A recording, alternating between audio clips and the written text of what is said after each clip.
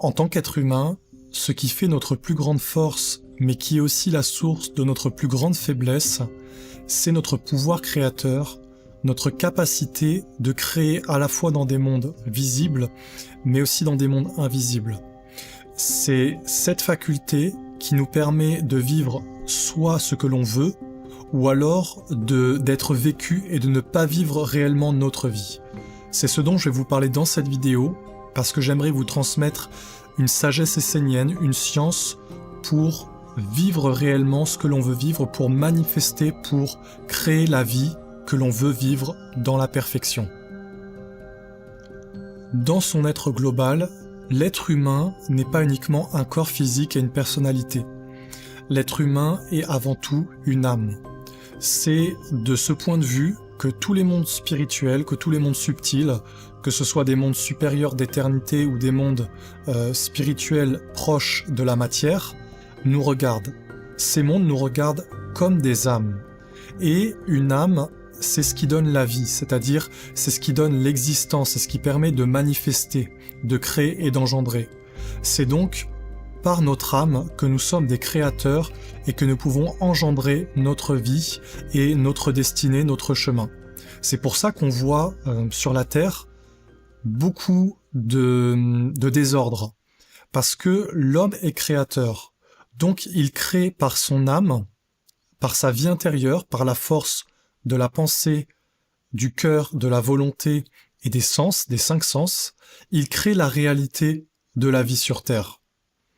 Oui, mais fondamentalement, pour la tradition de la lumière, pour un monde d'éternité, l'homme porte à l'intérieur de lui une vertu fondamentale qui caractérise son âme.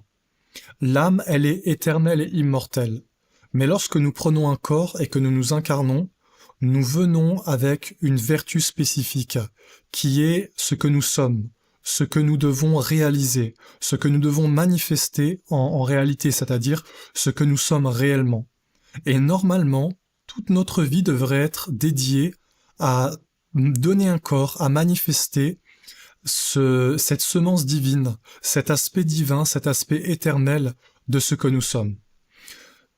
Le problème, et ce qui déclenche quelque part tout chemin spirituel, c'est que on ne connaît pas notre âme, on ne connaît pas la semence d'éternité à l'intérieur de nous. D'où la souffrance, d'où la perdition, d'où le fait de faire des expériences qui nous blessent et qui ne nous correspondent pas. Tout ça, c'est lorsque l'homme est endormi. Lorsque l'être humain est endormi et qu'il n'a pas encore éveillé la semence de son âme, il vit des expériences qui vont le faire souffrir, qui vont parfois être heureuses, qui vont à d'autres moments être des douleurs, des échecs, des difficultés. Et ces expériences vont tendre à éveiller l'âme. Alors, ça peut prendre peu de temps, ou ça peut prendre beaucoup de temps. Pour certains êtres, ça peut prendre de nombreuses vies, c'est-à-dire que certaines âmes vont avoir besoin de vivre de nombreuses vies de souffrances, d'épreuves, de difficultés, jusqu'à comprendre et à s'éveiller pour retrouver le chemin intérieur. Donc il y a comme 2 chemins. Il y a le chemin du sommeil, c'est l'humanité actuelle. L'humanité actuelle, on pourrait dire qu'elle est endormie, qu'elle dort. Elle dort à son âme, à l'aspect supérieur et divin, à l'aspect éternel que chaque être humain porte à l'intérieur de lui. Lorsque vous croisez des êtres humains, des amis, votre famille, des êtres humains autour de vous, ayez cette vision, cette compréhension que la grande majorité sont endormis, ils sont en sommeil. Donc ils n'ont pas réellement conscience qu'ils sont créateurs et que on peut créer notre vie, on peut manifester dans notre vie ce que l'on veut réellement, on peut être les créateurs de notre vie d'une façon individuelle, mais aussi d'une façon beaucoup plus large, c'est-à-dire d'une façon collective. Lorsque des êtres s'éveillent et deviennent des individualités qui ont éveillé la graine, la semence de leur âme, la semence d'éternité, ils peuvent s'unir et créer le destin, créer le futur de la collectivité. Bien sûr, Ceux qui connaissent ces secrets, mais qui n'ont pas les intentions d'éveiller les humains dans le côté divin, dans le côté de la lumière de l'éternité, vont utiliser cette connaissance pour conduire l'être humain dans l'esclavage. Mais aujourd'hui, nous sommes dans une période d'éveil. Et si je vous partage ces enseignements, ces secrets, parce que ce sont des secrets de la tradition que je vais vous partager, des secrets très anciens que les initiés, que les sages, que les maîtres ont connus et ont pratiqués, parce que ces êtres ont connu le secret d'avoir un lien avec leur âme et avec des intelligences supérieures, des intelligences spirituelles divines. Et par cette connaissance, par ce lien, ils ont pu créer un avenir divin sur la Terre. Aujourd'hui, c'est ce qui est demandé à tous les êtres qui veulent marcher sur un chemin de lumière, qui veulent être des protecteurs des valeurs, des protecteurs du divin à travers la nature, à travers la terre, à travers le vivant. Il est demandé d'entrer dans l'éveil de la réalité que l'homme est créateur et que nous sommes ceux qui manifestons la lumière ou les ténèbres sur la terre. C'est par cette connaissance que tu peux, toi, dans ta vie, manifester ce que tu veux vraiment. Comme je vous le disais, l'être humain est un être global. Et dans la tradition de la lumière, on dit que l'âme humaine se manifeste à travers 7 degrés, 7 voiles de l'existence. Le corps étant le côté incarné, le côté réalisé, le côté manifesté dans la matière, mais ces 7 degrés sont au-dessus du corps. On a le corps éthérique qui entoure le corps, qu'on appelle aussi le corps de vie, le corps astral qui est lié au sentiment, le corps mental qui est lié à la pensée, le corps causal, c'est-à-dire le corps de la destinée, qui est lié donc à notre destinée et à comment manifester notre avenir, à comment le chemin sur lequel on marche. Ensuite, il y a des corps supérieurs, c'est-à-dire des corps qui sont liés au monde de l'éternité, qui sont liés vraiment au monde, aux hiérarchies supérieures, qu'on appelle les anges, les archanges et les dieux. Il y a en nous un corps angélique, qui est un corps de vertu. Il y a en nous un corps archangélique, c'est-à-dire du monde des archanges, qui correspond à l'âme, à notre âme éternelle, à ce que nous sommes éternellement, c'est-à-dire aux grandes lois, aux grands archétypes qui gouvernent l'univers, mais qui gouvernent aussi notre vie, qui sont l'origine de notre vie, et le côté de la divinité. Parce que chaque être humain, dans son essence, est une divinité. Cette force créatrice, ce pouvoir créateur que nous avons, dont je vous ai parlé au début de la vidéo, se manifeste dans notre vie à travers les 3 centres que nous avons. C'est-à-dire on appelle ça dans la tradition, les 3 centres du soleil, les 3 centres de la lumière. Ce sont le centre de la tête, du cœur et de la volonté. La tête, c'est la pensée, c'est l'intellect, c'est le monde des pensées. Le cœur, c'est le monde des sentiments, les émotions, donc le corps astral, les pensées, le corps mental. Ensuite, la volonté, c'est le corps éthérique, c'est-à-dire c'est tout ce qui est de la vie, tout ce qui nous met en mouvement, tout ce qui nous met en action. Ces 3 centres, ce sont eux qui font qu'on est créateur. À travers la tête, on a les 5 sens. On a les yeux, on a les oreilles, on a la bouche, on a le goût, et ensuite avec tout le corps, on a le toucher. Par le cœur, on a les émotions, les sentiments, qui sont ce qui donne une âme et une force de vie à toutes nos pensées. Si par exemple tu génères une pensée et que tu associes un sentiment à cette pensée va devenir puissante dans les mondes subtils de la magie.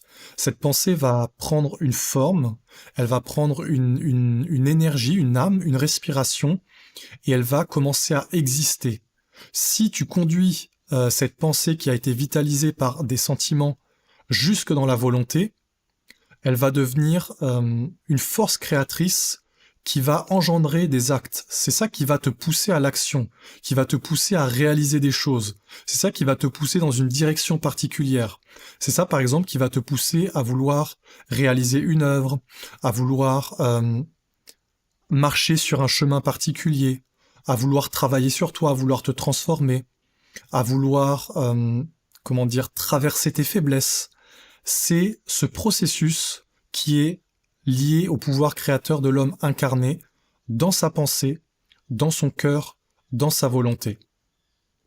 Mais ce pouvoir créateur, pour être bénéfique et pour manifester ce que l'on veut vraiment dans notre âme, à l'intérieur de nous, c'est-à-dire dans les profondeurs, pas dans les apparences et la superficie, ce pouvoir créateur, il doit être tourné et dirigé par l'aspect supérieur, c'est-à-dire par une conscience supérieure, par une intelligence angélique, par des lois divines, par des principes divins. C'est-à-dire ce sont les corps supérieurs de l'homme, les corps de l'ange, c'est-à-dire le corps des vertus, le corps de l'âme et de la divinité. Ce sont ces corps subtils qui sont, pour l'instant, endormis dans la majorité des cas pour les êtres humains, qui doivent être éveillés de façon à diriger les corps inférieurs, qui sont quelque part liés à l'incarnation dans la matière, et qui sont ceux qui vont manifester ce que l'on veut, vraiment. Ce sont ces corps-là, c'est-à-dire notre corps mental, notre corps astral et notre corps éthérique, qui va manifester dans la matière visible et invisible, parce que on peut dire que le monde invisible et subtil est encore lié au monde matériel. Ce sont ces corps-là qui vont manifester et créer notre destinée terrestre. Alors, quand ces corps-là ne sont pas unifiés à une intelligence supérieure, ils sont généralement utilisés par d'autres influences, et ces influences créent notre destinée à notre place. Aujourd'hui, dans l'humanité, c'est ce qu'on peut constater. On peut constater que l'aspect divin de l'être humain est endormi. Donc, les êtres humains n'ayant pas accès à l'aspect divin, ils vont naturellement être dirigés par des influences extérieures. Parce que l'aspect divin ne peut être éveillé que de l'intérieur, c'est-à-dire c'est une flamme, c'est une lumière qui s'allume lorsque l'homme tourne son être à l'intérieur et qu'il s'éveille de l'intérieur. Mais lorsque cet éveil n'est pas encore présent, l'être humain va aller chercher son inspiration donc à l'extérieur. Et ce sont généralement des influences extérieures qui vont venir le mettre en mouvement. C'est très important de comprendre ces processus et ce mode de fonctionnement, et vous allez comprendre pourquoi. Imaginez qu'un être mal intentionné connaisse ses secrets et utilise les lois des mondes subtils, c'est-à-dire des mondes de la magie, des mondes subtils spirituels, de l'eau magique, pour créer des influences dans le but de diriger les êtres endormis dans une direction particulière. Alors si quelqu'un a ce savoir, il va pouvoir quelque part conduire un être en esclavage. Il va pouvoir utiliser son pouvoir créateur simplement en créant des influences à travers, par exemple, la politique, à travers la publicité, à travers l'éducation, à travers la religion. Un être qui a ce savoir peut réellement prendre le contrôle de beaucoup d'êtres humains. Et tout simplement parce que les êtres humains sont endormis. Un être humain qui est éveillé à l'intérieur de lui, on ne peut pas le féconder de l'extérieur. On ne peut pas venir à l'intérieur de lui et lui dire ce qu'il doit penser, ce qu'il doit croire, ce qu'il doit faire, ce qu'il doit vivre, vers quel chemin il doit aller. C'est donc par cette loi, par cette connaissance, par le fait de savoir qu'on est créateur par nos pensées, par nos paroles, par nos émotions, par nos actes, par nos gestes, par toutes nos émanations subtiles et spirituelles. Et c'est donc de cette façon qu'on crée notre avenir et qu'on crée le monde d'une façon collective. Parce que chaque être humain qui crée son avenir, qui manifeste sa réalité, va s'associer avec d'autres pour manifester une réalité en association. C'est dans la connaissance de ces lois que dans les traditions sacrées et dans les écoles des mystères divines, comme la nation essénienne, les êtres s'assemblent dans l'unité, dans l'union de vouloir atteindre un but supérieur, c'est-à-dire le but de donner un corps de manifestation à une intelligence supérieure et d'éveiller ce pouvoir créateur, ce pouvoir de manifester ce que l'on veut vraiment, pas pour des buts personnels, mais pour des buts impersonnels. Alors dans ta vie, si tu veux devenir un créateur, tu dois d'abord te poser la question de qu'est-ce que tu veux vraiment et de faire un travail sur toi pour apprendre à te connaître. Apprendre à connaître quelles sont les forces et les influences qui t'appartiennent. Par exemple, quels sont les souhaits qui t'appartiennent vraiment, quelles sont les pensées, quels sont les sentiments, quels sont les désirs, quels sont les projets qui t'appartiennent réellement et quels sont les pensées, les projets, les désirs qui ne t'appartiennent pas. C'est la première chose pour pouvoir réaliser ce que l'on veut dans sa vie, c'est de savoir ce qui nous appartient et ce qui nous appartient pas. Si tu ne sais pas ça, tu vas réaliser des choses qui ne t'appartiennent pas, donc tu vas être comme utilisé par une ambiance ou par des êtres qui soient physiques ou spirituels, qui vont se servir de toi pour des buts qui sont les leurs, mais qui ne sont pas forcément les tiens, c'est-à-dire ceux de ton âme. Ensuite, une fois que tu as fait ce travail-là et que tu sais réellement quel est ton chemin, qu'est-ce que tu veux dans la vie, qu'est-ce qui t'appartient et qu'est-ce qui n'est pas à toi. Alors là, tu dois éveiller, ça c'est une loi que je vous partage, tu dois éveiller cette force de la conviction, de la détermination. Une fois que tu sais ce que tu veux, ce que tu sais ce qui est à toi, que tu sais en partie qui tu es, tu dois être convaincu et tu ne dois jamais laisser aucun doute, aucun questionnement sur ce qui est solide, sur ce qui est stable et éternel à l'intérieur de toi. Tu peux bien sûr remettre en question ta personnalité mortelle et travailler sur toi, mais il y a certaines bases, notamment l'aspiration à faire le bien, d'être un être de bonté, d'être un être de lumière, mais surtout ce que tu portes réellement au profond de toi. Parce qu'une fois que tu l'as découvert, tu peux le réaliser. Mais pour le réaliser, pour le manifester, il faut être dans cet état d'être sans aucun doute, que personne ne peut t'arrêter sur ce chemin, et que tu es tellement déterminé, tellement concentré, convaincu, que aucune influence à l'extérieur ne pourra t'arrêter sur ce chemin. Ensuite, une des deuxièmes lois à respecter, si tu veux aller sur ce chemin de manifester, de vivre, d'être ce que tu es réellement, et de réussir dans ta vie, parce qu'à partir de ce moment-là, quand tu sais qui tu es réellement, et que tu commences à agir pour cela, tout ce que tu fais dans ta vie, tu te mets à le réussir. Parce que les esprits, parce que les forces spirituelles sont de ton côté. Parce que ces forces-là, elles veulent que tu réussisses à incarner la lumière, à incarner ton être véritable. Alors, il faut que tu sois dans un mouvement permanent de vie. C'est-à-dire que jamais tu ne dois être dans la stagnation. Jamais tu dois être dans l'arrêt. Jamais tu dois être figé. Et surtout envers toi-même. Tu dois être capable de te regarder à l'intérieur et de voir ce qui ne va pas et de le transformer. Mais de ne jamais t'arrêter dans ton cheminement, de ne jamais te dire que tu es arrivé au bout, de ne jamais te dire que tu as réussi. Parce que si tu fais ça, tu vas quelque part arrêter le processus, arrêter le chemin. Tu ne seras plus dans cet élan de la vie, dans ce courant qui permet de faire que tu es tout le temps dans la croissance, que tu es tout le temps dans le nouveau, et que tout le temps tu vas réussir ce que tu fais, parce que ce qui fait qu'un être réussit et qu'il manifeste dans sa vie la lumière, c'est d'être animé par la vie. Parce que lorsque tu es animé par la vie, tu peux faire des erreurs, tu peux te tromper, tu peux prendre des mauvais chemins, faire des choses qui ne sont pas forcément conformes tout le temps, mais la vie va te le montrer. La vie va t'enseigner, la vie va t'éduquer, car elle est une école.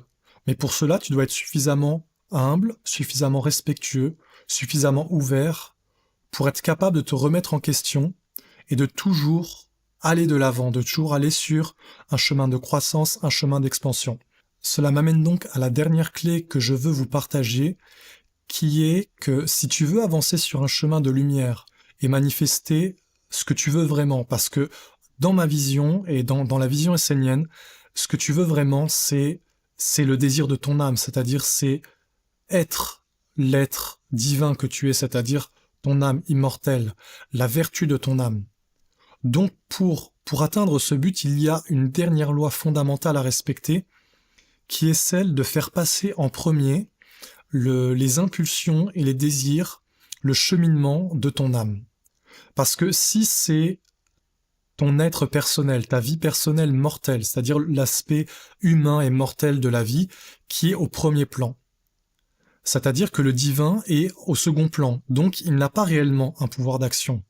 Mais si tu mets le divin au premier plan dans ta vie, et que tu dis « ma vie est dédiée au divin », c'est-à-dire elle est dédiée à atteindre, à vivre, à manifester, à être quelque chose de plus grand que l'homme ordinaire, que l'homme mortel, à être un être de vertu, à être un être de valeur, à être un être qui incarne une lumière qui n'est pas de ce monde. Donc si tu es dans cet état d'esprit et que tu mets la lumière de ton âme, que tu mets l'intelligence d'un monde divin au-dessus de toi, et que tu la suis d'une façon vivante, c'est-à-dire pas d'une façon morte en voulant suivre des croyances et des dogmes, mais d'une façon vivante en écoutant ton âme qui te parle à l'intérieur de toi, ta conscience, et qui te dit ce qui est bon et ce qui ne l'est pas, ce que tu dois faire et ce que tu ne dois pas faire, alors si tu es dans cet état d'esprit, tu vas pouvoir être toujours guidé par des bons esprits. Parce que si tu places le divin en premier, les mondes spirituels qui vivent dans l'eau magique qui t'entoure vont alors voir en toi un être qui a un potentiel d'aller vers un monde d'éternité. Et donc, ils vont voir en toi un être qui a un potentiel de pouvoir leur apporter la lumière et la libération. Parce qu'en définitive, la mission de l'être humain, c'est ça, c'est d'apporter la lumière et la libération. Alors, si tu observes ces règles, tu vas voir que dans ta vie, tout va s'ouvrir. Et si tu commences à pratiquer ce que je te partage ici, qui sont des enseignements secrets de la tradition essénienne, qui est une tradition universelle, qui est connue depuis des milliers d'années. Ce ne sont pas des nouvelles règles, c'est très très ancien, c'est même éternel. Ce sont juste des lois que si tu les appliques, tu vas être guidé par une intelligence divine, tu vas être guidé par ton âme, tu vas être guidé par des esprits de lumière qui vont te conduire à devenir, sur la terre, un être qui porte le monde divin. Parce qu'aujourd'hui, c'est ce qui nous est demandé. C'est ce qu'il est demandé à tous les êtres humains qui veulent s'éveiller. Il est demandé aux êtres humains qui veulent s'éveiller de prendre leur vie en main et de reprendre ce pouvoir créateur intérieur, non pas pour attendre un sauveur à l'extérieur, non pas pour attendre des événements à l'extérieur, mais pour faire un travail à l'intérieur et commencer à devenir des bâtisseurs et des créateurs. Voilà, j'espère que cette vidéo vous aura plu, qu'elle vous aura apporté des clés concrètes que vous pourrez mettre en action dans votre vie quotidienne. Et je vous invite aussi, si vous ne l'avez pas encore vu, à visionner ma vidéo sur le pentagramme, car c'est complémentaire avec ce que je vous ai partagé là dans cette vidéo sur le pouvoir créateur et sur comment on peut manifester ce qu'on veut dans notre vie.